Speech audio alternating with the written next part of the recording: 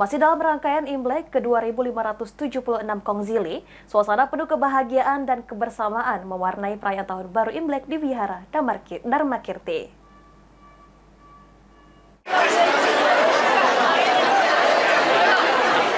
Suasana penuh kebahagiaan dan kebersamaan mewarnai perayaan Tahun Baru Imlek di Wihara Dharmakirti. Ratusan umat Buddha dan Tionghoa turut serta dalam perayaan Imlek bersama. Acara doa bersama yang dipimpin oleh Biksu Badramurti Safira, serta para umat memanjatkan doa dan harapan agar tahun yang baru membawa kedamaian, keberkahan, dan kesejahteraan bagi semua. Acara semakin semarak dengan pertunjukan barongsai yang memukau.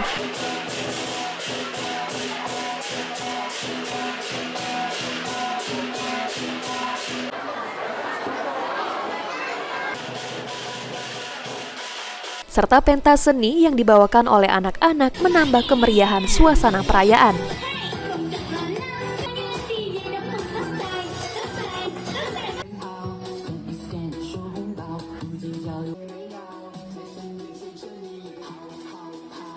Pembimas Buddha Provinsi Sumatera Selatan mengapresiasi kegiatan Imlek bersama lantaran dapat memupuk rasa persatuan dan persaudaraan di dalam beragama. Ini adalah kegiatan yang bagus, kegiatan yang baik, yang harus kita kembangkan, memupuk suatu persatuan, kesatuan, keharmonisan di dalam keragaman.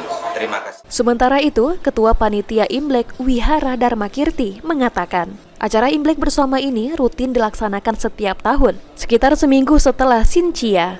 Frastika berharap di tahun Imlek semoga semua masyarakat dapat hidup berdampingan dan menjadi pribadi yang lebih baik lagi. Ya, untuk acara ini kita rutin adakan setiap tahun ya, itu sekitar seminggu setelah Sinchia. Kita semua dari masyarakat bisa dapat hidup lebih baik lagi, hidup berdampingan dan juga menjadi pribadi yang lebih baik lagi. Lutfi, PAL TV.